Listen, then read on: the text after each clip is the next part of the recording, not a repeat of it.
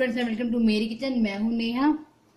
आज मैं बताऊंगी कि कैसे मूंगफली को रोस्ट किया जाता है। हम बिल्कुल जैसे बाजार में मिलती है उस तरह से इसे रोस्ट करेंगे। इसे रोस्ट करना बहुत ही इजी है। तो आइए हम देखते हैं कैसे रोस्ट किया जाता है। तो उसके लिए मैंने लिया है यहाँ पे बादाम। तो मैंने लिया है यहाँ पे एक पैन को हम गर्म कर लेंगे हाई फ्लेम पे।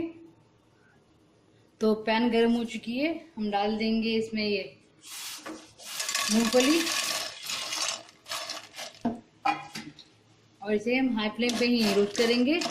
इसे रोस्ट करने में करीब 10 से 12 मिनट लग जाता है। तो ये अच्छे से रोस्ट हो चुका है, आप देख सकते हैं।